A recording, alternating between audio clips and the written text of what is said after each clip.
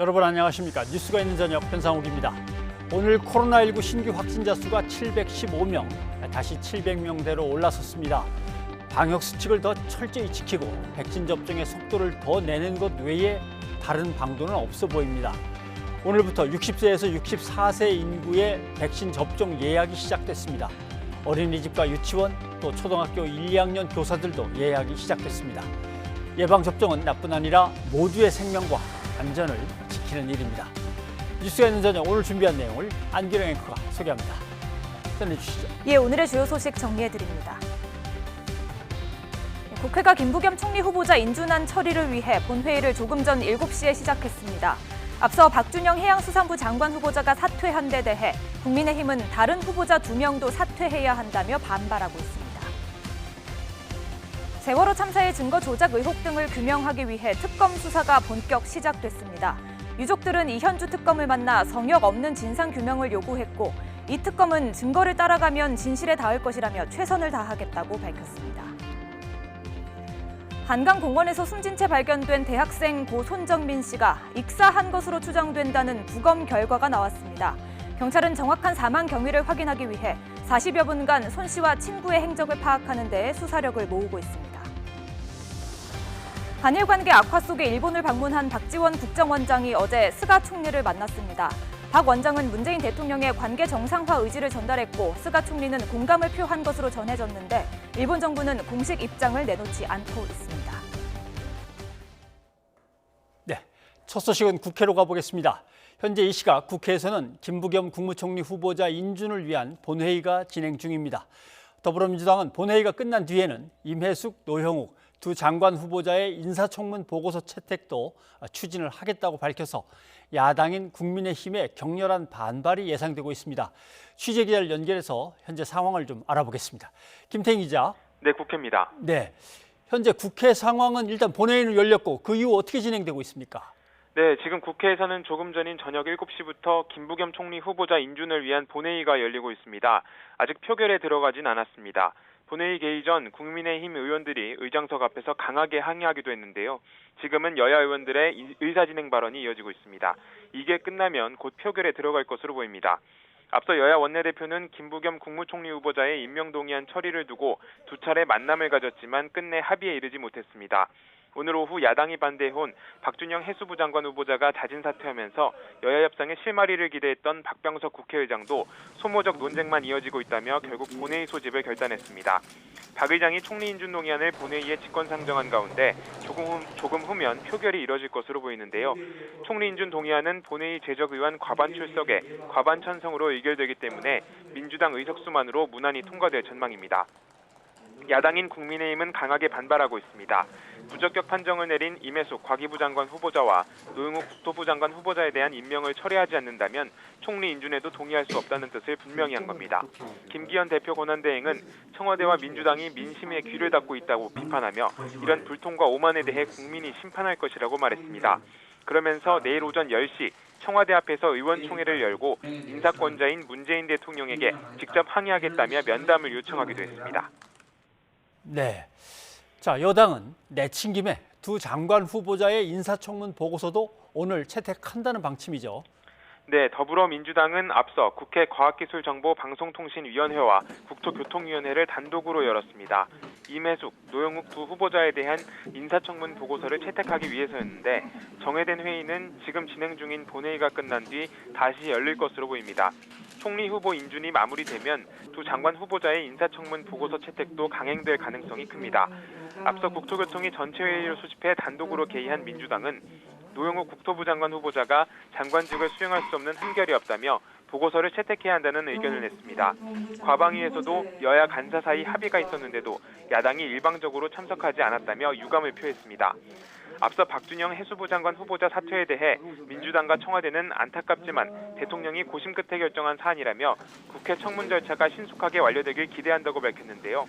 장관 후보자 청문 보고서 재송부 시한은 내일이고 내일 오전에는 대통령과 여당 지도부의 간담회도 예정돼 있어서 오늘 안에 어떤 방향으로든 결론이 날 가능성이 커 보입니다. 지금까지 국회에서 YTN 김태민입니다. 네, 국회가 오늘 들으신 대로 김부겸 국무총리 후보자에 대한 인준안을 표결 처리합니다. 결과가 어떻게 나올지 자, 최진봉 성공회대 교수와 좀 전망을 해보겠습니다. 어서 오십시오. 안녕하십니까? 뭐 지금까지의 표결 처리 이제 전망은 뭐 어쩔 수 없이 여당이 밀고 가면 그대로 처리가 되겠죠. 그렇습니다. 예. 이게 과반 출석에 과반 찬성이면 처리가 되기 때문에 지금 수적으로 보면 민주당이 이제 170석 정도 가지고 있기 때문에 예. 처리하는 데는 겨울 뭘 무리가 없을 겁니다. 그래서 아마 오늘 안으로 처리가 될 가능성이 높다 이렇게 말씀드릴 수 있을 것 같습니다. 예. 여야가 계속 협상을 하기는 했습니다. 오늘 오후에 회동이 있었는데요. 여야 입장 먼저 들어보고 이야기 이어가도록 하겠습니다. 유감스럽게도 여야가 이 국무총리 인준안 처리에 대한 합의에 이르지 못했습니다. 저희 당의 입장은 오늘 박준영 장관 후보자가 자진 사퇴를 함으로써 이 국민과 야당의 의사를 충분히 수용하고 반영했다는 입장이고 그러므로 총리 인준안 처리에 야당이 협조해 주기를 요청했습니다만 거기에 충족스러운 답을 얻지 못했습니다. 우리 당의 입장에서는 국민의 눈높이에 맞는 후보자를 장관으로 세워야 된다는 입장입니다. 국민들의 눈높이에는 장관 후보자 3사람 중에서 한 명도 적합하지 않다. 3명 모두가 부적합하다는 것이 여론조사 결과 확인되었습니다. 그럼에도 불구하고 국회의 원활한 의사진행을 위해서 그중에 최소한 2명, 박준영 그리고 임혜숙 후보자에 대해서만큼은 적어도 부적격자로서 다른 사람을 선정해야 된다라는 요구를 했습니다만 그 뜻이 받아들이지 않았습니다. 그래서 이 인사청문 절차와 인사안에 대해서 저희들은 동의하기가 어렵게 되었다는 말씀을 드립니다. 이상으로 마치겠습니다. 예, 이렇게 여야가 회동을 좀 했지만 입장차를 좁히지 못했습니다. 그래서 결국 이제 국회의장이 본회의에 직권 상정을 했는데요. 지금 국회로 가보겠습니다. 본회의에 인준안이 상정됐다고 하거든요. 양쪽 당에서 나와가지고 의사진행 발언을 끝냈고 이제 동의안이 본회의에 드디어 상정이 된 것 같습니다. 뭐 표결 과정이 뭐 복잡하거나 아니면 뭐 다시 뭐 치열하게 격돌할 것 같지는 않은데 결국 그 원내대표 둘이 나란히 서서 완전히 결렬인데도 불구하고 상당히 좀 침착하게 설명을 하는데 예. 결국 문제는 김부겸 총리 가기 전에 장관들 처리를 어떻게 할 거냐 거기에서 이제 논의가 결렬된 것 같습니다. 그렇습니다. 국민의힘은 2명을 원한 것 같죠? 결국? 예, 맞습니다. 임혜숙 후보자도 이제 함께 낙마를 시켜야 된다고 주장을 하고 있는 건데 예. 이제 민주당 입장에서는 야당이 무조건 2명 하라고 2명 할 수 있는 상황은 아닌 거죠. 네. 그러다 보니까 이제 의견 차이가 있었던 것 같아요. 1명 정도로 충분하다고 민주당은 얘기하고 있고 국민의힘 입장에서는 2명 다 낙마를 시켜야 된다는 건데 이게 단순히 낙마를 시키는 것을 넘어서서요. 예. 전국 주도권에 있어서도 누가 전국 주도권을 쥐고 갈 수 있냐 하는 부분과 연관이 돼 있습니다. 그러다 보니까 치열한 수싸움이 있었다고 저는 보고 지금 현재 저는 좀 안타까운 것은 이게 국무총리 임명 동의안 처리잖아요. 이걸 예. 왜 장관 인사청문회와 연계시키는지 잘 이해가 안 됩니다. 이런 부분들이 국민들이 볼 때 오해를 불러일으킬 수 있어요. 무슨 말이냐면 야당이 발목 잡혀 하는 거 아니냐, 정쟁의 도구로 활용하는 거 아니냐 이런 비판을 면치 못할 수도 있다는 생각이 듭니다. 예컨대 국무총리 김부겸 후보자 같은 경우에는 지금까지 결정적인 어떤 하자가 있거나 이런 부분이 없는 것으로 보여져요. 뭐 예. 의혹은 있었습니다만 그것과 관련된 증거들이 나오지 않았기 때문에 그렇다고 하면 임명 동의안 처리에 별 문제가 없다고 저는 보고 또 제가 알기로는 국민의힘 의원들 중에도 김부겸 총리 후보자에 대해서는 크게 반대를 하지 않는 걸로 알려지고 있어요. 예. 그러면 정말 국민들의 마음을 얻으려면 총리 후보자 인준은 인준대로 가고 그리고 장관 후보자의 문제에 대해서 얘기를 해야 되는데 이 두 개를 연결을 연결시켜가지고 연계시켜서 2+1이라고 하는 그런 전략으로 가다 보니 국민들 볼 때는 이게 또 정쟁거리로 삼는 거 아니냐, 네. 뭐 발목 잡기 하는 거 아니냐 이런 비판을 받을 수 있어서 좀 안타까운 상황이라고 볼 수 있습니다. 네. 예, 저희가 지금 이 시각 국회 본회의장 상황 전해드리고 있는데요. 실시간으로 보여드리고 있습니다. 김부겸 국무총리 임명 동의안이 본회의에 상정이 됐고요. 표결이 시작됐다고 전해지고 있습니다. 네. 국민의힘과 민주당과 국민의힘이 합의해서 본회의를 열기로 한 게 아니고, 그렇습니다. 예, 국민의힘은 여기에 동의한 것이 아니기 때문에 참석을 안 할 거라고 생각을 했는데 의원총회를 6시에 하더니 참석하는 걸로 결정을 그러니까요. 했고, 그 대신 지금 표결은 거부하겠다는 거죠. 그래서 지금 나가서 계속 투표하는 것은 이제 여당 의원들, 여권의 의원들이 이제 계속 표결에 참여를 하고 있는 걸로 보입니다. 그런데 얘기를 계속 이제 전해 듣다 보니까 원내 대표들끼리 이제 만나는데 첫 번째 만남 중간에 박준영 장관 후보자가 사퇴 의사를 밝혔다. 이 소식이 전해지니까 이게 두 가지로 작동하는 것 같습니다. 민주당은 그러면 뭐 이 사람으로 끝내지 이렇게 생각한 것 같고 국민의힘 쪽에서는 누가 봐도 임혜숙 후보자는 더 심한데 그러면 그것까지 마저 처리가 돼야지. 서로 달리 작용하는 것 같습니다. 그렇습니다. 그러니까 국민의힘은 최소 2명을 낙마를 해야 된다고 요구를 계속 하고 있어요. 박준영 후보자, 임혜숙 후보자 두 사람 모두를 낙마시키는 것을 국민의힘은 마지노선으로 두고서 계속 주장을 해왔고 민주당에서는 어제도 이제 초선들이 80명 정도가 입장을 냈지 않습니까? 최소 1명 정도는 같이 가기가 어렵다라고 하는 입장을 냈고 그걸 청와대에 전달해달라고 지도부에 압박을 했지 않습니까? 그런 내용들이 이제 전달되고 나서 청와대 입장도 약간 미묘하게 바뀐 부분이 있었어요. 엄중하게 듣고 있다라는 얘기를 하는 걸 보면 청와대 입장에서 여론을 살피고 있었던 것 같고 그 중에 이제 선택된 게 이제 박준영 후보자가 된 건데 물론 뭐 결이 다르기 때문에 두 사람의 차이가 있냐 없냐 가지고 논란하기는 여러 가지 상황이 다르지 않습니까?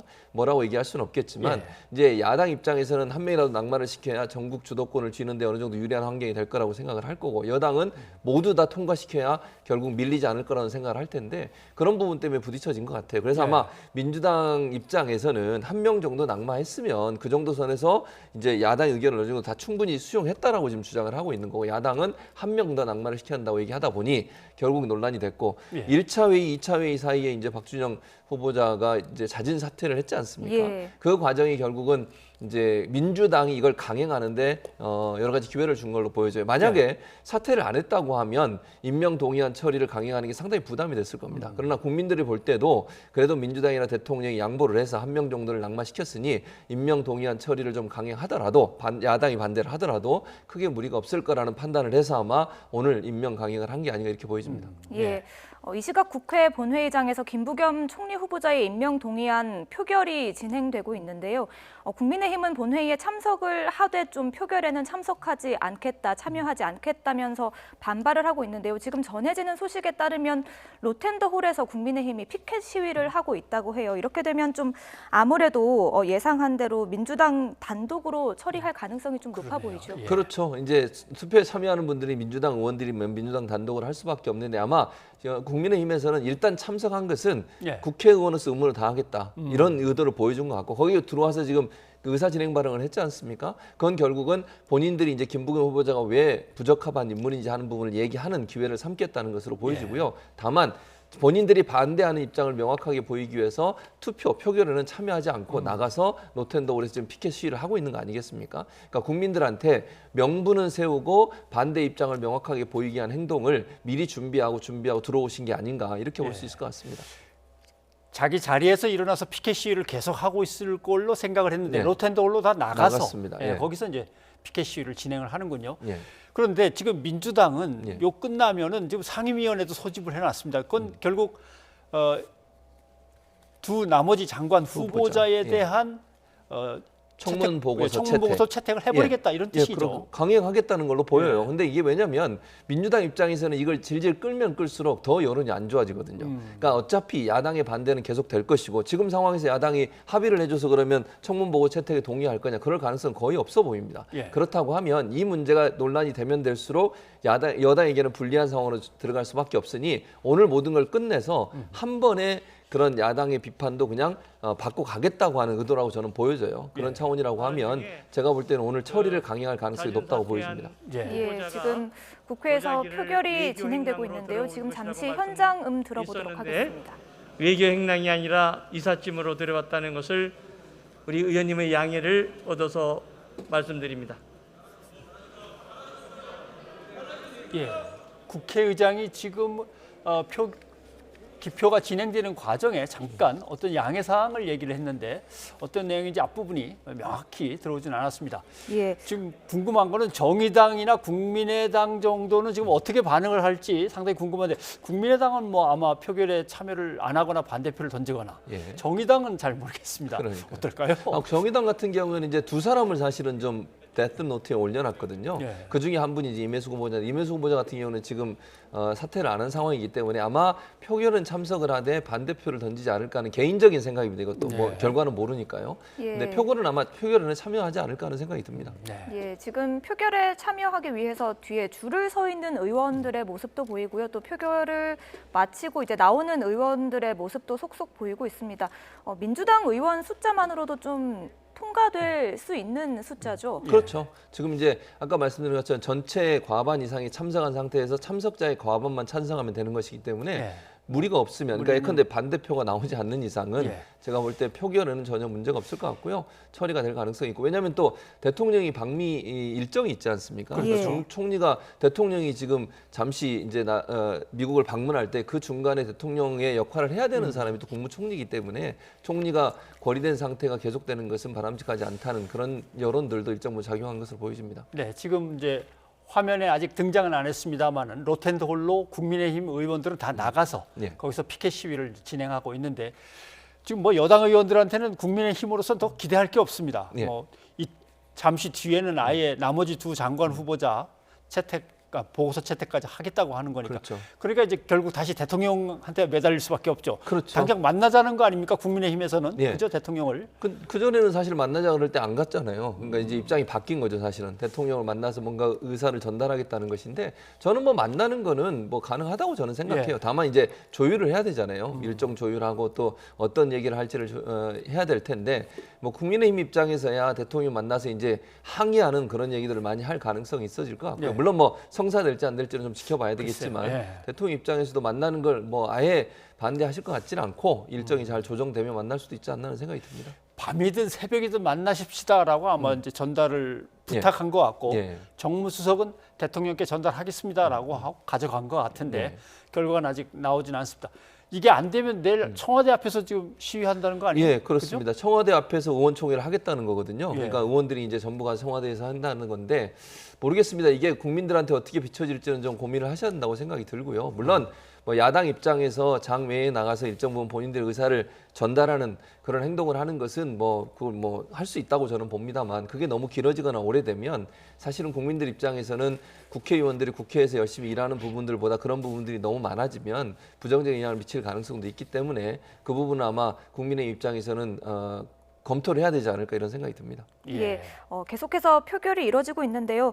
아무래도 좀 처리 이후의 전국 상황이 좀 어떻게 될지도 궁금하거든요. 일단 뭐 상당히 이제 냉각기가 되겠죠. 예. 아무래도 이제 여러 부분에서 충돌이 일어날 것 같습니다. 예컨대 뭐 국회에서 진행되는 여러 가지 회의나 이런 부분들에서 보이콧까지는 가지 않겠지만 어떤 형태로는 야당이 협조를 안 하는 그러니까 협치라고 하는 부분들이 조금 어려워지는 상황이 될 거라고 생각이 들고요. 또 이제 정부나 대통령을 향한 공격을 좀 더 강하게 할 가능성이 있습니다. 그리고 이번에 이렇게 이제 임명동의안 처리나 아니면 그 후보들에 대한 청문 보고 채택에 대해서 상당히 이제 그 비판적인 입장을 가지고서 이걸 전체 여론에 활용하려는 그런 어떤 시도를 할 가능성이 있다고 저는 봅니다. 그래서 문재인 정부나 여당이 거대 여당의 힘을 믿고 단독으로 모든 걸 처리하는 부분들에 대해서 국민들이 심판해달라 이런 식의 어떤 여론전을 펼 가능성이 있다는 생각이 듭니다. 네, 장관 후보자들 얘기 잠깐 해봐야 될 것 같습니다. 박준영 해수부 장관 후보자 이제 뭐 사퇴를 했고 예. 받아들여지는 걸로 보이니까 전이라고 해야 될지 모르겠지만 박준영 전 후보자는 사퇴 의사를 분명히 했고 여기에 청와대 쪽에서 먼저 좀 사퇴를 하시는 게 이렇게 갔을 것 같지는 않은데 어떻게 보십니까? 저는 제가 볼 때는 누가 먼저냐라기보다는 예. 교감이 있었을 걸로 봐요. 물론 대통령이 거기에 뭐 뭐 관여를 했다 이렇게 저는 보지는 않고요. 청와대하고 이제 여당이 의견을 어느 정도 조율하고 그리고 예. 나서 후보자와도 또 얘기를 했을 가능성이 저는 있다고 보거든요. 누가 했느냐의 문제는 뭐 제가 누구라고 볼 수는 말씀드리거나 알 수도 없는 상황인데요. 예. 중요한 건 이 세 여당 그리고 청와대 그리고 후보자 이 세 그 주체들이 어느 정도 얘기를 나눈 것 같습니다 어제. 예. 그러니까 워낙 이제 분위기가 사실은 대통령이 그 4주년 기자회견만 해도 그 강행할 듯한 모습이었어요 사실은 예. 그 발언만 보면. 그런데 기류가 완전히 바뀐 게 어제 이제 초선들이 그런 얘기를 했고요. 그리고 나서 이제 당에서 상당히 반대하는 여론들이나 의견들이 나온 상황에서 청와대가 그걸 수용하는 모습을 보였거든요. 그것도 사실은 어찌 보면 국민들한테는 상당히 좀 그 뭐랄까요 타협하고 양보하는 모습을 보여주는 부분이기 때문에 그런 부분은 긍정적으로 작용할 가능성이 저는 있다고 봅니다. 그래서 아마 세 주체들이 논의를 했을 것이고 예. 그 논의의 과정을 통해서 아마 이제 박 후보자가 스스로 자진 사퇴하는 쪽으로 방향을 잡은 게 아닌가 그렇게 생각이 됩니다. 네. 예, 그런데 문재인 대통령이 청문 보고서 내일까지 다시 보내달라고 하지 않았습니까? 그렇죠. 예. 그래서 만약에 오늘 채택이 안 되더라도 임명은 할 수 있어요. 근데 예. 제가 볼 때 채택이 안 된 상태에서 임명하면 이제 여러 가지 또 비판이 커질 수 있으니 물론 뭐 채택을 여당 단독으로 하는 것도 비판받을 수밖에 없겠죠. 그럼에도 불구하고 이제 채택을 강행하는 것은 대통령의 부담을 좀 더 줄여준다는 의미가 있다고 생각이 들어요. 왜냐하면 예. 여야가 어쨌든 국회에서 청문 보고서가 야당이 참석을 안 했더라도 채택된 상태에서 하는 것과 아예 채택을 못한 상태에서 임명하는 것은 약간의 차이가 있지 않겠습니다. 그러니까 대통령의 부담을 줄여주면서 여당이 단독으로라도 청문 보고 채택해서 제출하면 아마 이제 대통령이 바로 임명을 하지 않을까 이런 생각이 듭니다. 이제 요 다음에 기다리고 있는 게 검찰총장 네, 맞습니다. 후보자의 인사청문회입니다. 네, 예. 그렇습니다. 김호수 후보자를 놓고 야당 입장에서는 하면 뭐 하냐, 뭐 지적을 하면은 뭐 받아들이기를 하냐, 뭐 이렇게 얘기를 할 것이고 그렇죠. 민주당은 뭐 내친김에 계속 그냥 밀고 나가야 되는 그런 상황이 돼 버렸습니다. 예, 맞습니다. 근데 저는 이렇게 생각해요. 이번에 박주영 후보자가 그럼 사퇴한 것도 저는 멀리 보면 예. 김호수 후보자에 대한 청문회도 염두에 뒀다고 저는 생각합니다. 어. 만약에 이번에도 뭐 지금 현재처럼 2명뿐만 아니라 박주영 후보자도 그냥 통과시킬 수도 있어요, 사실은. 네. 그냥 구조적으로만 본다고 하면 그랬을 때 올 수 있는 정치적 부담감이 저는 컸다고 생각하거든요. 그래서 이번에 박주영 후보자에 대해서 자진 사퇴 쪽으로 가닥을 잡은 것이 물론 당내에서 반발도 있었지만 크게 보면 김호수 검찰총장 후보자에 대한 청문회도 어느 정도 염두에 두고 야당에게 어느 정도 그래도 야당의 주장과 의견을 받아들였다는 모습을 보여주려는 의도도 저는 있다고 생각해요. 그러니까 큰 관점에서 먼 관점에서 본다고 하면 김호수 검찰총장 인사청문회도 염두에 두고서 박주영 후보자의 자진 사퇴가 나온 게 아닌가 저는 그렇게 보여집니다. 네, 예. 알겠습니다. 일단 여기까지 예. 듣도록 해야 될 것 같습니다. 예, 그리고 표결 결과는 나오는 대로 저희가 다시 한번 전해드리도록 하겠습니다. 최 교수님 예, 고맙습니다. 감사합니다.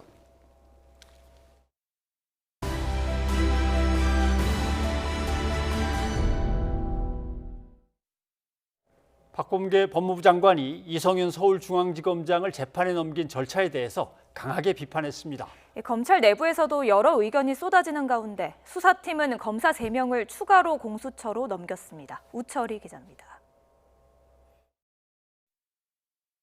출입기자단 간담회에서 기소와 징계 직무배제는 별개라고 이성윤 서울중앙지검장을 사실상 끌어안았던 박범계 법무부 장관. 춘천지검을 방문한 자리에서도 거취 질문이 계속되자 불쾌감을 드러내면서 쉽게 결론 낼 문제가 아니라고 못 박았습니다. 그러면서 이성윤 지검장의 김학의 전 차관 불법 출국금지 사건 수사 외압 의혹을 수사한 수원지검의 기소 절차를 정면 비판했습니다. 수사는 다 수원지검에서 해놓고 정작 기소는 중앙지검이 기소하는 거 여러분들 좀 이상하다고 생각하지 않으세요? 관할을 맞추기 위한 뭐 억지 춘향이랄까? 이 지검장이 앞서 기소된 이규원 검사, 차규건 본부장과 함께 재판을 받아야 한다는 등의 이유로 수원지검은 수원지법이 아니라 서울중앙지법에 기소했는데 여기에 뭔가 다른 의도가 있다는 뜻으로 해석할 수 있는 대목입니다. 검찰 내부에선 다양한 견해가 쏟아지고 있습니다. 피고인 지검장이 버티고 있는 서울중앙지검의 수사와 결정을 대체 어느 국민이 신뢰하겠느냐는 의견과 함께 주민센터에서도 이렇게는 안 한다는 비아냥 섞인 말까지 나왔습니다. 그러나 신중론도 만만치 않습니다. 마땅히 해야 할 수사를 하지 않았다면 수사 외압보다 더 큰 문제 아닌지 아니면 실제로 엄청난 외압이 있었던 건지 도대체 어느 쪽이냐면서 물음표를 던지는 의견이 검찰 내부 게시판에 올라오기도 했습니다. 검찰 내부조차 의견이 분분한 가운데 이번 사건으로 재판에 넘겨지는 검사 수가 더 늘어날 수도 있는 상황입니다. 이 지검장을 기소한 수사팀이 이 지검장과 공범 관계인 검사들을 추가로 공수처에 넘겼기 때문입니다. 윤석열 전 검찰총장과 가까운 윤대진 전 법무부 검찰국장과 함께 이현철 전 안양지청장, 배용원 전 안양지청 차장검사 등 3명입니다. 공수처가 직접 수사하거나 앞서 이 지검장 사건처럼 검찰로 재-이첩하는 방안 등 선택지는 크게 2가지입니다. 공수처는 공정성 논란이 발생할 우려가 있는지 사건의 내용은 어떤지 등을 검토해 처리 방향을 결정하겠다고 밝혔습니다. YTN 우철입니다. 세월호 참사 진상규명 특별검사팀이 현판식을 갖고 본격 수사에 착수했습니다. 특검은 증거가 가리키는 대로 따라가면 진실에 도달할 것이라고 강조했고 세월호 유족들은 성역 없는 진상규명을 요구했습니다. 손효정 기자입니다. 세월호 참사 진상규명 특별검사팀이 현판식을 열고 수사 개시를 공식화했습니다. 지난해 9월 사회적 참사 특별조사위원회가 특별검사 임명을 요청하고 지난달 특검이 임명된 지 20일 만입니다. 우리 특검을 있게 한 그 의혹의 진상을 규명하기 위해 최선을 다하겠습니다. 증거가 가리키는 대로 따라가다 보면 진실에 도달할 것이라고 생각합니다. 현판식을 마친 특검팀의 첫 공식 일정은 세월호 유가족과의 만남이었습니다. 유족들은 필요한 경우 수사에 협조하겠다며 성역 없는 진상규명을 촉구했습니다. 검찰이 수사 다 엉망으로 해놨으니까 특검이 좀 제대로 수사하는 걸 좀 보여줘야죠. 제대로 성역 없는 수사를 특검이 어떻게 하는지를 제대로 본보기를 보여야 된다. 특검팀이 규명해야 할 핵심 쟁점은 세월호 CCTV 조작 의혹과 영상 녹화 장치인 DVR 수거 과정 관련 의혹 등입니다. 지난 2014년 8월 검찰이 복원한 세월호 CCTV에는 참사 발생 3분 전 영상만 존재해 CCTV 조작 의혹이 제기됐고 세월호 특별조사위원회는 해군이 세월호에서 수거했다는 DVR과 검찰이 확보한 DVR이 다른 것으로 의심된다며 검찰의 수사를 의뢰했습니다. 검찰 특별수사단은 지난 1월 1년 2개월 만에 수사를 종료하면서 관련 의혹에 대한 진상규명의 공을 특검에 넘겨준 상태입니다. 특검팀은 검찰과 사참위에서 기록을 넘겨받아 특수 첨단 수사 경험이 있는 수사 인력을 중심으로 의혹을 규명할 예정입니다. 다만 참사가 발생한 지 7년이 지나 조사에 한계가 있는 데다 관련 기록이 방대해 기록 검토에만 수일이 걸릴 것으로 보입니다. 8차례에 걸친 진상규명으로도 명확히 의문이 풀리지 않았던 그날의 진실이 이번 세월호 특검 수사로 드러날 수 있을지 이목이 쏠리고 있습니다. YTN 손효정입니다. 문재인 대통령이 평택항에서 일하다 사고로 숨진 고 이선호 씨 빈소를 찾아 유족들을 위로했습니다. 청와대는 문 대통령이 유가족들을 만나 노동자들이 안전에 대한 걱정 없이 살 수 있는 나라를 만들겠다고 약속했는데 송구스럽다는 위로의 말을 전했다고 밝혔습니다. 또 국가시설에서 발생한 사고인데 사전 안전 관리와 사후 조치도 미흡한 점이 많았다며 이번 일을 계기로 산업 안전을 더 살피겠다고 약속했다고 설명했습니다. 박지원 국가정보원장이 스가 요시히데 일본 총리를 만나서 문재인 대통령의 한일 관계 개선 의지를 전달한 것으로 전해졌습니다. 한일 관계에 어떤 영향을 미칠지 일본 정부의 반응이 주목됩니다. 이교준 기자입니다. 한미일 3국 정보수장회의 참석을 위해 일본을 방문한 박지원 국가정보원장이 스가 요시히데 총리를 예방했습니다. 박 원장과 스가 총리의 면담은 지난해 11월 이후 2번째입니다. 박 원장은 한일 관계 정상화 의지를 담은 문 대통령의 메시지를 전했고 스가 총리도 이에 공감을 표시한 것으로 전해졌습니다. 이에 대해 일본 정부는 면담 사실 여부 등 공식 확인을 삼가고 있습니다. 政府においては、海外情報機関とさまざまなレベルでですね、意見交換と協力を行っているところでありますが、これはまさに情報部門における活動という事務の性格上、具体的な活動内容に関して一つ一つ具体的にコメントは差し控えさせていただいているところであります。 박 원장은 다키자와 히로아키 내각 정보관을 별도로 만났고 자민당 2인자 이카이 도시로 간사장과는 통화로 한일 관계 개선 노력을 당부했습니다. 박 원장의 이 같은 행보는 지난 5일 런던에서 정영 외교부 장관과 모테기 도시미스 일본 외무상이 처음 만난 데 이은 것이어서 주목됩니다. 바이든 행정부가 한미일 공조 복원을 거듭 강조하는 가운데 지난달 위안부 피해자들의 손해배상 소송에서 각하 결정이 내려지면서 일본 정부 내 기류 변화 가능성이 제기되는 상황입니다. 이에 따라 오는 21일 한미 정상회담과 다음 달 영국 코널에서 열리는 G7 정상회의는 중요한 분수령이 될 전망입니다. 특히 G7 정상회의에서 미국의 중재로 한미일 정상회담과 문 대통령과 스가 총리의 첫 회동이 성사될지 주목됩니다.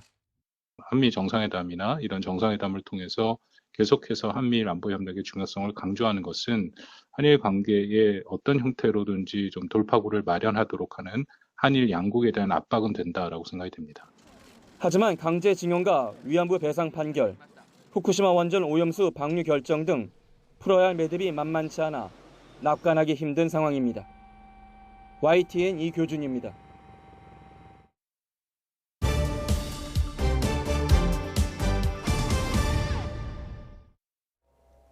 한강공원에서 실종됐다 숨진 채로 발견된 고 손정민 씨의 사인이 익사로 추정된다는 부검 결과가 나왔습니다. 친구와 술을 마신 뒤 비교적 짧은 시간 안에 사망했고 머리에 난 상처는 사망과 관련 없다는 분석도 나왔습니다. 신준명 기자입니다. 지난달 25일 새벽 서울 반포 한강공원에서 친구와 함께 술을 마시다 실종된 고 손종민 씨. 실종 닷새 만에 숨진 채 발견된 손 씨 머리엔 찢어진 자국이 발견됐습니다.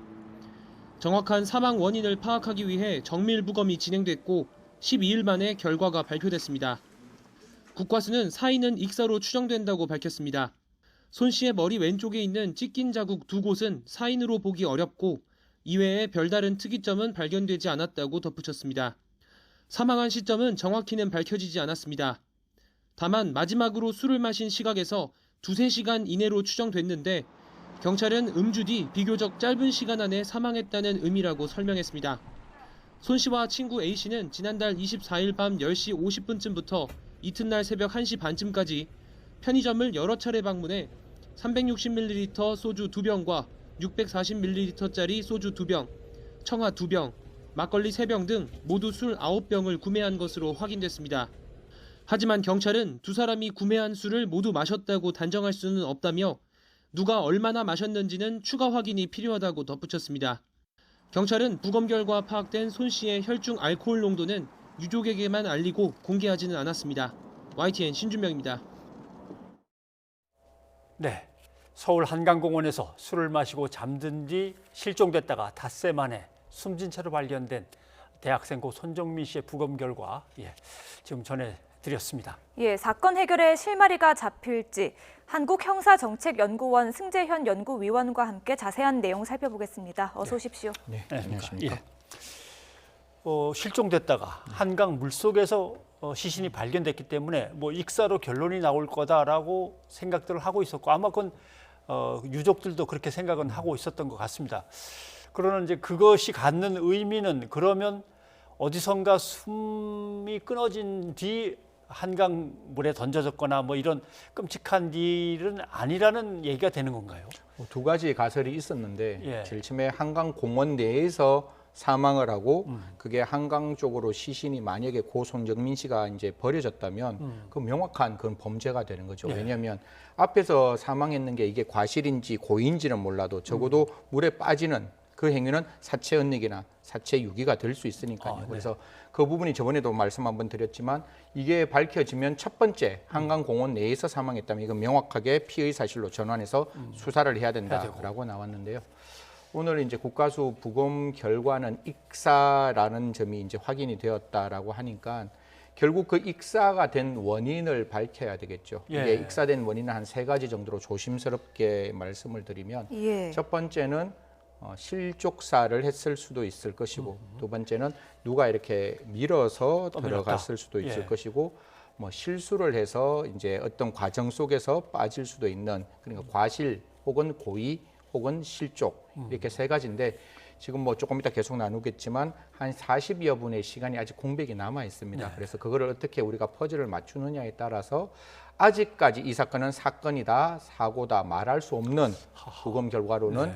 1도 양단으로 판단할 수 없다 이렇게 말씀드리겠습니다. 예. 그리고 손 씨가 발견됐을 때 머리에 상처가 있다고 해서 좀 관심이 쏠렸는데요. 이건 직접적인 사인은 아니라고 판단이 나왔다고요. 1차 뭐 소견에서도 그렇게 나왔는데 2차 예. 소견에서도 그 귀 뒤쪽에 나와 있는 두 가지 상처는 뭐 명시적으로 찍힌 상처는 사인으로 고려할 정도는 예. 아니다라고 나왔는데요. 모르겠습니다. 안에 이제 부검 보고서는 종합 보고서는 어떻게 되어 있는지 모르겠지만 그게 만약에 밝혀졌다면 살아있는 상황 속에서 들어갔다 그러면 그게 바깥에서 외인으로 이제 타격을 받고 물에 들어갔을 수도 있고 예. 아니면 사망하고 들어갔다면 그 물 안에서 이제 스치는 그러니까 예. 이렇게 끌리는 상처로서 났을 수가 있는데요. 사실 사람의 심장이 뛰고 있는 부분이기 때문에 살아있는 상황이면 출혈이 있었을 것이고 예. 사망한 상황이면 출혈이 없었을 것인데 이게 물속에 좀 슬픈 이야기지만 한 5, 6일 정도 있었기 때문에 그런 부분이 명확하지 않을 수 있는데 그 부분이 조금 나온다면 바깥에서 이렇게 누가 외인으로 힘을 줘서 물에 빠졌는지 아니면 물에 빠진 상태에서 그런 상처가 났는지 조금 밝힐 수만 있다면 이 부분도 나름대로의 사건이냐 사고냐도 조금 알 수 있지 않을까 그렇게 생각합니다. 예. 네, 국회 소식이 들어오는 네. 것 같죠? 예, 현장으로 가보겠습니다. 1표, 무효 2표로서 국무총리 김부겸 임명 동의안은 가결되었음을 선포합니다. 네, 김부겸 국무총리 임명 동의안을 의장으로서 한 놓고 말씀 드리겠습니다. 의장은 국무총리 인준 투표와 관련돼 의장 주재로 양당 원내대표회담을 여러 차례 주선해 왔습니다. 그러나 끝내 합의에 이르지 못했습니다. 의장은 코로나19와 민생의 위기 속에서 행정 각부를 통할하는 국무총리 자리를 장기간 공석으로 둔다는 것은 국민에 대한 도리도 아니고 국익에 부합하지 않는다는 판단을 하게 되었습니다. 더구나 다음 주에 대통령께서 미국을 방문하시면 대통령과 국무총리가 동시에 공백이 되는 사태를 국민들은 납득하지 못한다는 판단을 하게 되었다는 말씀을 드리겠습니다. 의장은 또한 청와대와 정부의 장관들의 임명과 관련돼 민심을 경청하였을 터이고 그 민심에 바탕을 둬서 민심에 부응하는 조치를 신속하게 내려달라는 공개적 요청을 하게 되었습니다. 양당 원내대표 회담이 열리던 1시 전후에서 한 분이 자진 사퇴하게 되었습니다. 그러나 결과적으로 임명 동의에 대한 심사 경과 보고서가 채택되지 않는 가운데 국무총리 임명 동의안을 처리하게 된 것을 무척 안타깝게 생각합니다. 앞으로는 여야가 민생과 미래를 위한 길이 무엇인지 더 깊이 성찰해 주시고 민심과 함께하는 정당은 국민의 신뢰를 받을 것이고 민심과 함께하지 못하는 정당은 도태될 것이라는 것을 다시 한번 새깁니다. 오늘 회의는 이것으로 마치겠습니다. 산회를 선포합니다. 네, 지금 국회의장이 총리 인준안이 표결에 의해서 통과가 됐다는 발표를 하고 산회를 막 선포하는 장면이었습니다. 예, 앞부분 잘 안 들렸죠? 예, 결과를 좀 표결 결과가 들어왔는데요. 찬성 168표, 반대 5표, 기권 1표, 무효 2표로 국회가 김부겸 국무총리 후보자의 임명 동의안 인준했다는 소식이 들어왔습니다. 앞서 여야 원내대표가 좀 합의를 시도했지만 불발이 됐고요. 박병석 국회의장이 코로나19 상황에서 총리의 공백을 더 이상 좀 미룰 수가 없다면서 처리를 강행했습니다. 이에 따라서 이제 앞으로 문재인 대통령이 총리 후보자의 임명을 제가하면 김부겸 총리는 정세균 전 총리에 이어 문재인 정부 3번째 총리이자 대한민국 제47대 총리로 취임하게 됩니다. 네, 자 승 의원님 죄송합니다. 잠깐 속보가 들어와서 네네. 예. 결국 유족들도 뭐 익사에 대해서는 뭐 별다른 이의 제기를 하는 것 같지는 않은데 문제는 물속으로 들어가게 된 경위는 좀 확실히 얘기해 달라. 그 말씀하신 대로 한 3시 40분부터 4시 20분, 그 새벽 40분에 그 재구성을 좀 어떻게든 확실히 좀 보여달라는 것 같습니다. 네, 맞습니다. 지금 사실 굉장히 넓은 시간인데 경찰이 이제 촘촘하게 이제 줄여 나갔습니다. 예. 사실 고 손정민 씨가 이렇게 약간 누워 있는 사진이 한번 공개가 됐는데 그게 뭐 약간 시간 차이는 있는데 한 2시 50분, 새벽 2시 50분 정도의 사진이었고 그 뒤에 또 목격자가 3시 37분 목격했는 게 있어요. 3시 예. 37분에는 목격자 입장에서는 정민 씨가 고 손정민 씨가 앉아 있는 모습이고 그 옆에서 이제 그 어머니에게 전화하는 듯한 이제 A 씨의 모습이 보였고 그게 3시 38분이에요. 그리고 난 다음에 오늘 최종 이제 목격자가 언제 또 나왔는가 하면 4시 20분쯤 목격자가 나왔는데 이게 한강공원을 제가 설명할 수 있으면 참 좋은데 제가 한 3번 정도 가봤거든요. 왜냐하면 패널로 나오는데 장소 한번 안 가보면 그건 아닌 듯해서 이렇게 한강공원에 가면 공원 안이 있고 공원 그 돗자리가 있는 장소에서 한 10여 미터 반대편으로 가면 그게 이제 한강하고 그 공원 경계석 사이에 지금처럼 나오고 있는 저런 어떤 모습이에요.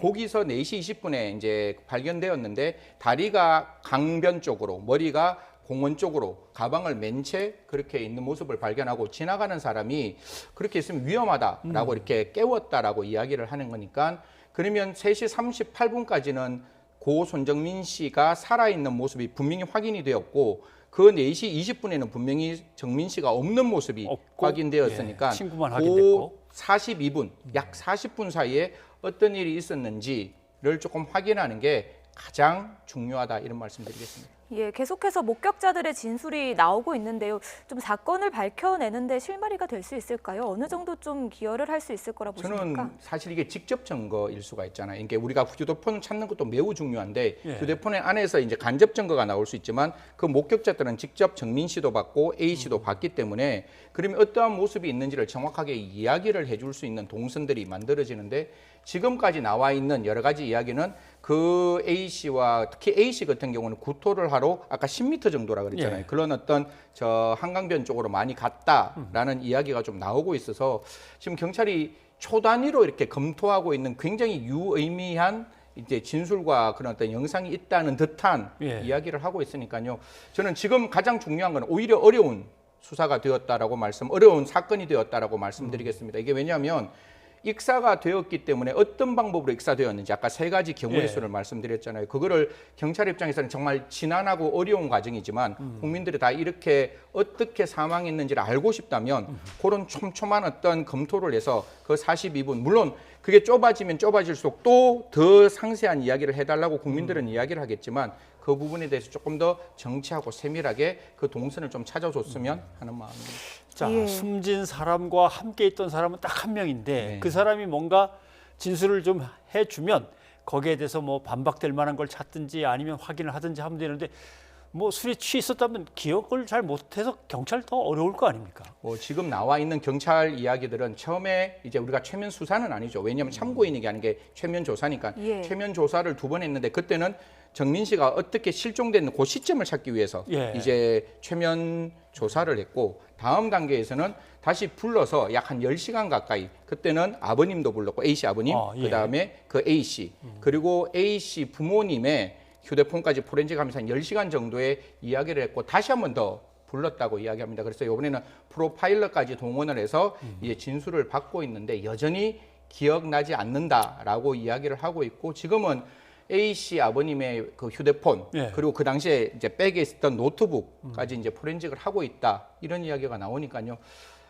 뭐 저도 패널로 나와서 이야기하고 싶은 거는 많지만 아직 아무것도 드러나지 않는 상황에서 다른 이야기하는 것보다 조금만 저희들이 더 기다렸으면 분명히 이만큼 기다렸으면 됐지 않았느냐. 조금 더 적극적으로 수사를 해달라고 하시는 분들이 많겠지만 아직까지는 조금만 더 기다려 주셨으면 하는 마음입니다.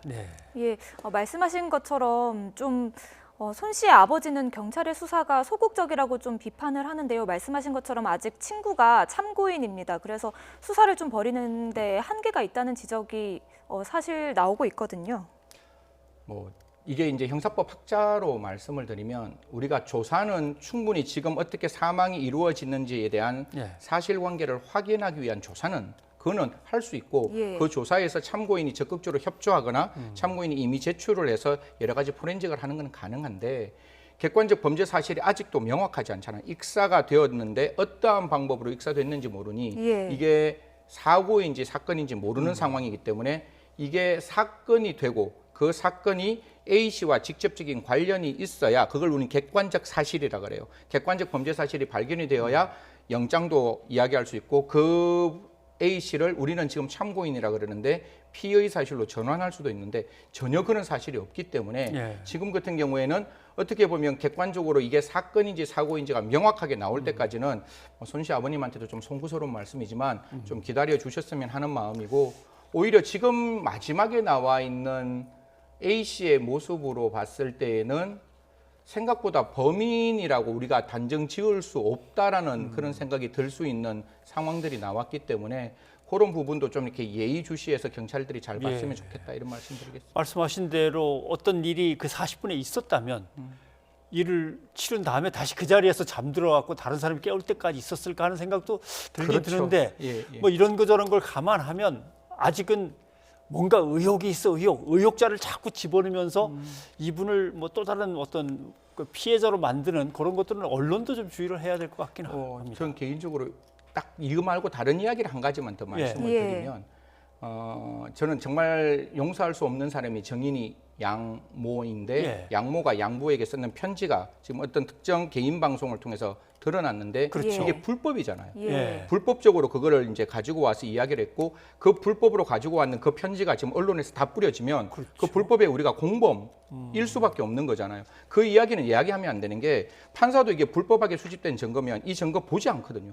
이게 명확하게 이게 유죄의 증거라도 이게 잘못 수집되면 우리가 이거를 법원에서 판단하다는 듯이 지금도 객관적인 사정이 나오기 전까지는 조금 중립적으로 이 사건의 실체를 우리가 찾아가는 방법에 대한 논의는 할 수 있어도 이게 수사라고 이야기한다든가 아니면 이 부분에 대해서 A씨가 어떤 다른 이야기가 있다는 어떤 틀을 만들어서 보는 거는 조금 지양해야 되는 것이고 경찰이 문제가 있으면 밝히겠죠. 그래서 그 부분에 대해서는 조금 기다렸으면 하는 알겠습니다. 승현이 오늘 여기까지 듣도록 하겠습니다. 고맙습니다. 네, 감사합니다.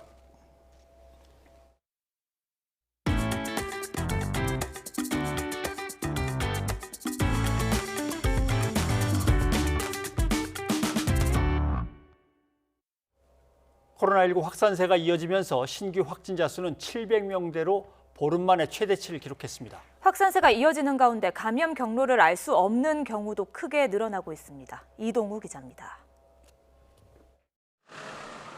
코로나19 신규 확진자는 715명. 지난달 28일 이후 보름 만에 최다 기록입니다. 최근 일주일 신규 확진자를 보면 주말 휴일 검사 건수 감소 영향으로 주 초에는 적게 나오다가 주 중반부터 급증하는 패턴이 반복되고 있습니다. 거리두기 단계 조정의 핵심 지표인 하루 평균 지역 발생 확진자는 561명으로 여전히 2.5단계 범위에 있습니다. 하지만 수도권의 거리두기 단계는 자영업자와 소상공인 등의 피해를 우려해 2단계가 유지되고 있습니다. 전국적으로 크고 작은 집단 감염이 잇따르는 데다 검사자 수 대비 확진자 비율인 양성률도 계속 높아지고 있어서 안심할 수 없는 상황입니다. 검사 양성률은 2.0%로 3월 셋째 주 이후 지속 증가하고 있고 유흥주점과 공공기관 등에서 집단 감염 사례도 이어지고 있어 추가 확산 가능성을 배제할 수 없는 상황입니다. 전문가들도 감염 경로를 알 수 없는 환자가 30%에 가까운 데다 변이 바이러스의 확산으로 언제든 확진자가 급증할 수 있다고 우려합니다. 감염 경로를 알 수 없는 환자들이 지금 거의 30%에 육박하고 있는데 이것이랑 이 무증상 감염이랑 거의 비슷한 수준을 나타내는 부분이 있어서 이런 부분이 좀 더 걱정이 되고 또 변이주의 확산도 지금으로서는 변수라고 하겠습니다. 게다가 전국 임시선별검사소에서 4만여 명을 검사한 결과 확진자 163명이 나왔습니다. 인구 10,000명당 35명이나 숨은 감염자가 존재한다는 현실을 보여주는 셈입니다. 특히 기온이 오르고 가정의 달인 5월을 맞아 각종 모임이나 외출이 잦아지는 경향을 보이자 방역 당국은 불필요한 외출이나 모임을 자제해달라고 거듭 당부하고 있습니다. YTN 이동호입니다. 수도권의 집단 감염도 여전합니다. 서울 강북구 PC방에 이어서 강남구에서도 PC방 감염이 나왔습니다. 경기 군포의 영어 학원에서도 20여 명이 확진되며 젊은 층의 감염이 늘어나고 있습니다. 박희재 기자입니다. 서울 강남에 있는 한 PC방입니다. 지난달 24일에 이곳을 방문한 손님이 첫 확진 판정을 받은 이후로 누적 확진자는 모두 32명이 됐습니다. 이용자 17명과 그 가족 10명 등이 포함됐습니다. 방역당국은 환기가 어려운 실내에서 이용자들이 긴 시간 머물면서 음식물을 섭취하다가 감염이 확산한 것으로 분석했습니다. 이용자는 음식을 먹을 때를 제외하고는 반드시 마스크를 착용해 주시고 마스크 착용이 어려운 흡연실 등에서는 거리 두기를 철저히 하고 대화를 자제해 주시기 바랍니다. 이곳에서 확진된 강남 구민 가운데 절반 이상이 10대와 20대인 것으로 나타났습니다. 아스트라제네카 백신 접종 대상자에도 제외돼 있고 무증상 감염 가능성도 큰 만큼 방역당국이 비상에 걸렸습니다. 서울 강북구에 있는 PC방과 관련해서는 3명이 추가로 확진되면서 누적 감염자는 51명으로 나타났습니다. 확진자가 인근 PC방에서도 동시다발적으로 발생하면서 방역당국은 이용자들을 상대로 전수검사를 진행하고 있습니다. 다중이용 시설을 이용하는 상황에서는 좀 어렵습니다. 밀접 접촉자 파악이 구분이. 이 시설 내에서의 노출 기간 강도가 상당히 지속돼 있고 반복적으로 폭로됐을 거라고. 학생 감염도 잇따랐습니다. 경기 군포에 있는 영어학원에서는 지난 11일 직원 1명이 확진된 이후로 학생 17명을 비롯해 모두 24명이 감염돼 새로운 집단 감염 사례로 분류됐습니다. 서울 강남에 있는 초등학교에선 2명이 추가돼 최소 23명이 확진됐고 같은 지역 학원에서도 4명이 추가돼 서울에서만 모두 28명이 확진돼 격리치료에 들어갔습니다. 이외에도 서울 관악구에 있는 노인 돌봄시설에서 7명이, 동대문구에 있는 직장에선 15명이 확진돼 방역당국이 역학조사에 들어갔습니다. YTN 박시입니다. 만 65세 이상과 70세 이상 고령층의 코로나19 백신 접종을 위한 예약이 진행 중인데 예약률이 기대에 못 미치고 있습니다. 일부 언론의 과도한 불안감 조성과 온라인에 떠도는 조작된 정보가 영향을 미친 것으로 보이는데요. 전문가들은 기저질환이 있을수록 백신을 맞아야 한다고 강조했습니다. 보도에 박홍구 기자입니다. 만 70세에서 74세까지 어르신의 코로나19 백신 접종 예약은 지난 6일 시작해 일주일째 이어지고 있습니다. 현재 예약률은 51.7%로 절반 정도만 맞겠다는 입장입니다. 65세에서 69세까지도 사흘이 지났는데 38%가 접종을 예약했습니다. 예약 마감일인 다음 달 3일까지는 기간이 많이 남아있지만 75세 이상의 화이자 백신 접종 동의율 86%와 비교하면 매우 낮은 수준입니다. 이 연령층에 있어서 아스트라제네카의 접종을 많이 받을 수 있을 만한 어떤 유인책들을 많이 마련해야 되는데 그 부분에서 제일 중요한 것이 이 부작용에 대한 여러 가지 피해 대책도 물론 있겠고요. 정부의 백신 접종 설명회에서도 부작용에 대한 우려가 많이 제기됐습니다. 고혈압이나 당뇨 같은 기저질환이 있거나 과거 병력이 있는 경우 백신을 맞아도 되는지 질문이 이어졌으나 전문가들은 심한 경우가 아니라면 기저질환은 문제가 되지 않는다고 밝혔습니다. 개발된 그 코로나19 백신들은 금기가 되는 기저질환이 없다고 보시면 될 것 같습니다. 적극적인 치료를 하고 있는 그런 과정인 분들을 제외하고는 모든 분들이 기저질환이 있는 분일수록. 전문가들은 또 백신이 치매를 유발한다는 소문은 명백히 조작된 정보라며 백신과 치매는 어떤 관련성도 없다고 일축했습니다. 정부는 특히 지금까지 접종해서 60대 이상 고령자가 이상 반응을 신고한 예는 0.2%에 불과하다며 다른 연령대와 차이가 없다고 강조했습니다. 국내 60대 이상 접종자의 99.8%는 특별한 이상 반응이 없이 접종을 받으셨습니다. 이상 반응을 신고한 예는 0.2%인데요. 그중에 90% 이상이 가벼운 발열이나 두통이었고 이런 가운데 아스트라제네카 백신은 예약 대상이 만 60세 이상으로까지 확대되고 최우선 접종 대상이었던 요양병원과 시설의 종사자와 입소자에 대한 접종을 시작으로 2차 접종도 본격화할 예정입니다. 이어 백신 물량이 추가로 확보되면 이번 달 말부터는 고령층에 대한 접종이 시작됩니다. YTN 박홍구입니다. 네, 국회에서는 속보가 계속 들어오고 있습니다.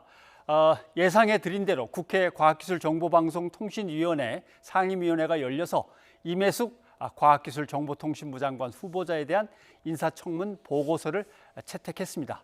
이에 따라서 문 대통령은 곧바로 장관 임명 절차를 밟을 걸로 보입니다. 자, 앵커 리포트를 시작하겠습니다. 근로기준법이 있죠. 근로기준법 중에서 11조가 이겁니다. 이 법은 상시 5명 이상의 근로자를 고용해서 일시키고 있는 사업장에만 적용을 한다라고 되어 있습니다. 그래서 근로기준법을 피해가려고 5인 미만 위장술이 등장합니다. 예, 노동인권단체인 권리찾기 유니언에서 분석을 해서 내놓은 걸 보면 첫 번째, 위장 분리형이 있습니다. 서류상으로 하나의 회사를 여러 개로 쪼개는데 다 4명, 3명, 4명, 3명 이렇게 5명 미만으로 처리를 하는 거죠. 또 등록 누락형. 회사가 있는데 직원으로 다 등록을 하는 게 아니라 4명까지만 직원으로 등록하고 나머지는 빼버리는 겁니다. 통합형. 이 두 가지를 한꺼번에 써버리는 겁니다. 어제 이 단체가 고발한 한 프랜차이즈 노래 주점의 경영 방법을 한번 살펴보겠습니다. 전국에 109개의 노래방을 직접 본사가 다 직영으로 해서 상시 근무자만 50명에서 90명 되고 아르바이트가 또 있겠죠. 그런데 20개 사업장으로 쪼개서 등록을 하고 당연히 직원들의 4대 보험이나 연차 휴가나 그 밖의 수당들도 없는 상태로 운영을 하고 있는 겁니다. 그런데 서비스 안주로 뭐가 나갈까는 단체 단톡방을 통해서 직접 그때 지시가 될 정도로 치밀하게 하나로 연결되어 있는데 전혀 다른 20개의 회사로 되어 있는 겁니다. 또 과자를 만드는 한 식품 공장의 예도 살펴보겠습니다. 직원이 15명이 넘는데 5명 미만의 2개 사업장으로 등록이 되어 있는데 한 곳은 아예 사실 존재하지도 않는 사업장입니다. 자, 당연히 직원들에게 4대 보험을 가입시켜주지 않습니다. 항의하면은 이 핑계 저 핑계로 자꾸 지연시키죠. 이런 것들을 피해가려고 일부러 월급도 현금으로 준다고 합니다. 대기업이 5인 미만 사업장을 보유하는 사례도 예전에 적발된 게 있어 찾아봤습니다. 지주회사가 건물을 여러 채 갖고 있습니다. 그런데 그 건물을 하나씩 본사 직원이 사업주인 것처럼 위장해서 여러 개로 쪼개놓고요. 주요한 직책은 다 본사가 면접시험 봐가지고 임명하지만 4명까지만 직원으로 등록하고 역시 또 4인 넘지 않는 작은 사업장으로 유지를 해 나가는 겁니다. 당연히 직원들은 수시로 정리해고 당하는 거죠. 비슷하게 아웃렛 같은 것이 있습니다. 아웃렛 전체는 한 사람의 소유지만 매장마다 직원을 시켜서 다 사장, 개인 사업자로 등록시킵니다. 또 온라인 쇼핑몰도 여러 개의 법인으로 쪼개서 운영하는 경우도 많죠. 갑질과 부당해고는 빈번히 일어날 수밖에 없습니다. 그러려고 쪼개서 운영하는 거니까요. 자, 뭐가 문제일까를 살펴보겠습니다.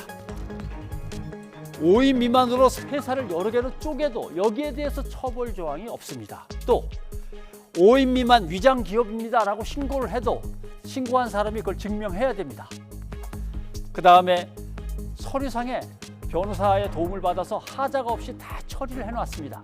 그러니까 신고를 하거나 고발을 해도 각하돼 버립니다. 또 신고 직원과 정 안 되면 개별적으로 합의해서 복직시켜줄게, 퇴직금 줄게 이러면서 일을 끝내버립니다. 법을 다룰 때 이런 말이 있습니다. 힘 있는 자가 법대로 합시다 라고 할 때가 정말 위험하고 음흉하다라고 하는 말이죠. 전상욱의 앵커 리포트였습니다.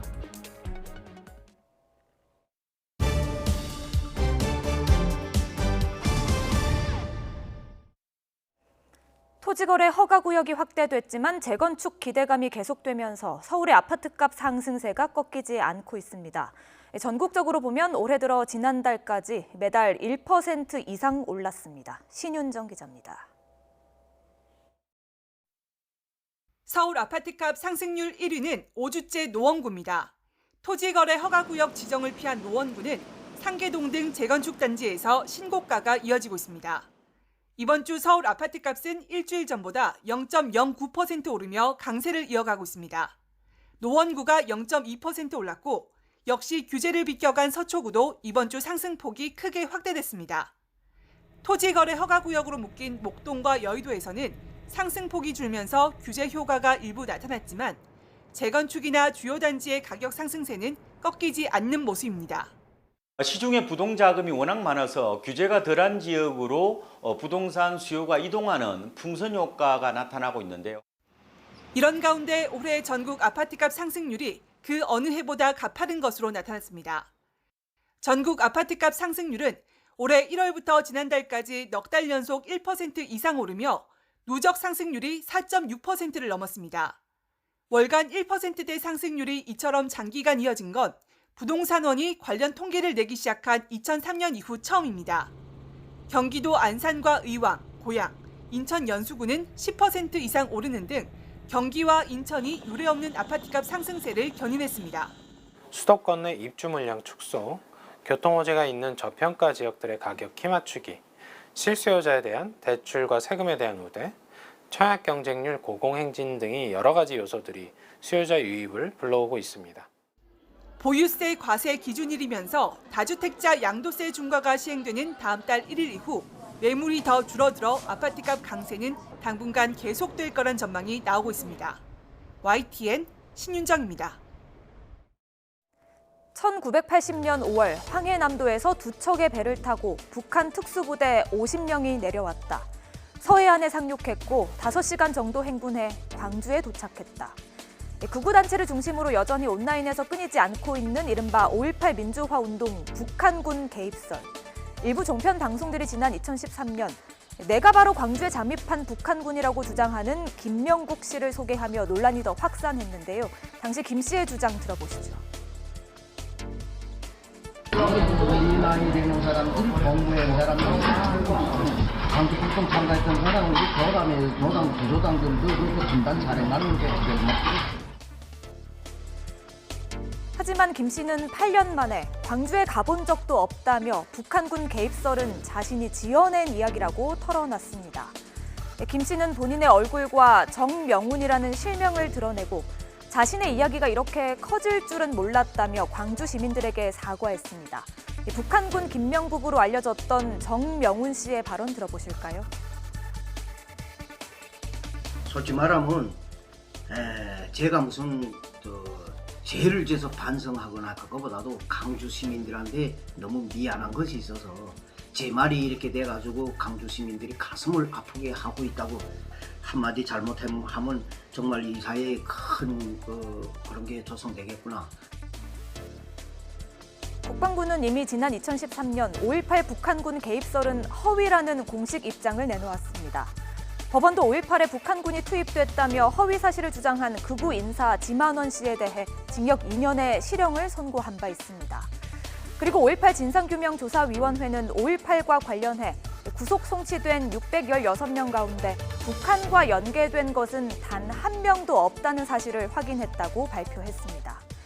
하지만 최근 대학 교수가 북한군 개입설을 가르쳐 논란이 되는 등 허위 주장은 반복되고 있는데요. 이와 관련해 정 씨는 개인 방송을 통해 보수정당 관계자가 기자회견을 해달라며 거액을 제시하는 등 자신을 이용하려는 정치 세력이 있었다고 폭로하기도 했습니다. 들어보시죠.